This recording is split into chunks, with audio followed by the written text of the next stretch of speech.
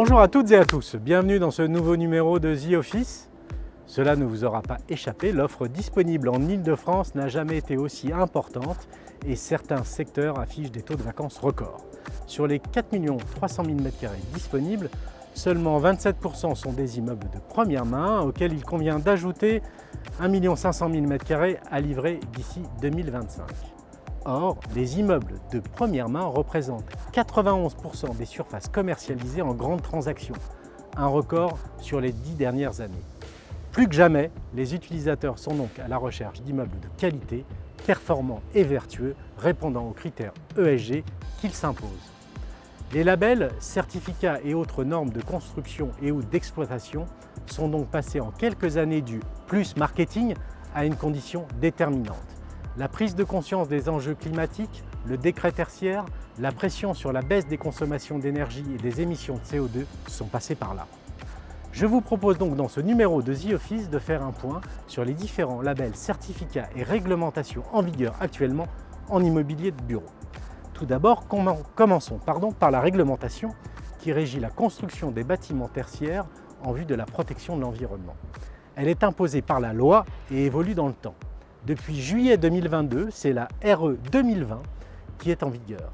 Remplaçante de la RT 2012, elle impose performance énergétique, mais aussi pour la première fois, elle prend en compte les émissions de gaz à effet de serre sur tout le cycle de vie du bâtiment, y compris sa construction. La certification, elle, n'est pas imposée, mais encadrée par la loi et fait l'objet d'une démarche volontaire. Elle peut être demandée par le promoteur, le constructeur ou le propriétaire du bâtiment. Elle a pour but de faire reconnaître la qualité du bâtiment en fonction de son moment de vie, la construction, la rénovation ou l'exploitation. Le demandeur s'engage à suivre un cahier des charges strict appelé référentiel. L'obtention d'un certificat est assurée par un organisme accrédité. 3 principales certifications coexistent sur le marché et un bâtiment peut avoir plusieurs certifications. Tout d'abord, la certification française, HQE, haute qualité environnementale, qui vise à juger la qualité d'un bâtiment selon plusieurs thématiques, la construction, la gestion, le confort et la santé. Cette certification est déclinée en HQE construction, HQE exploitation, HQE rénovation et HQE bâtiment durable. Plusieurs niveaux de certification sont possibles, du bon à l'excellent. Venue du Royaume-Uni, la certification internationale BREEAM est de plus en plus adoptée par les bâtiments tertiaires. Elle est également déclinée en plusieurs niveaux, du plus simple BREEAM à BREEAM Outstanding. Et comme pour le certificat HQE Exploitation, il existe un certificat BREEAM In-Use. Un peu moins utilisée en France, la certification internationale américaine, LEED, se décline en 3 niveaux, Silver, Gold et Platinum. Les labels sont quant à eux beaucoup plus nombreux.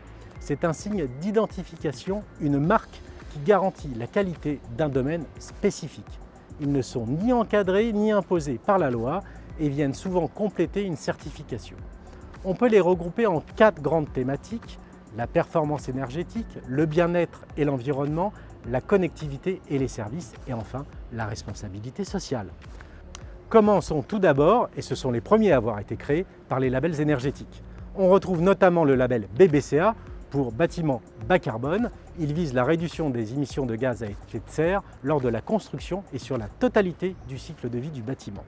Le label HPE, haute performance énergétique, qui implique une surperformance dans la consommation d'énergie par rapport à la réglementation en vigueur au moment de son obtention.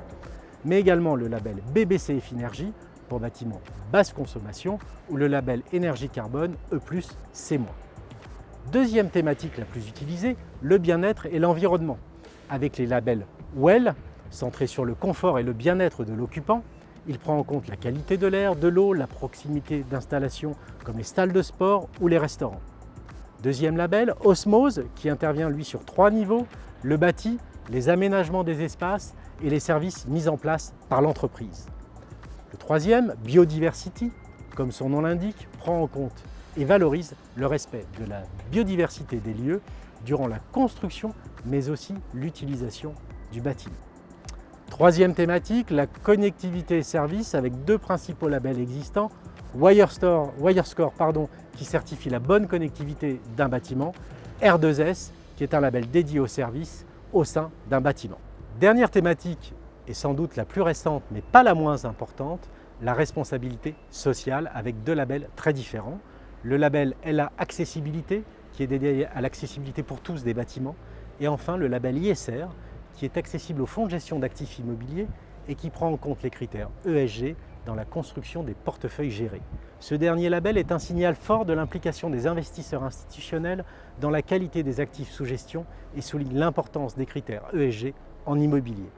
À ce titre d'ailleurs, Cushman & Wakefield a mis en place une grille de notation des immeubles qui doit permettre aux investisseurs de s'assurer de la qualité de leurs actifs au regard de ces critères ESG. Vous l'aurez compris, l'immobilier d'entreprise et ses acteurs ont bien conscience des enjeux environnementaux et l'apparition et l'évolution de ces certifications et labellisations sur les immeubles sont un signal positif qui est aujourd'hui systématiquement recherché par les utilisateurs. Je vous retrouve le mois prochain pour un nouveau numéro de The Office.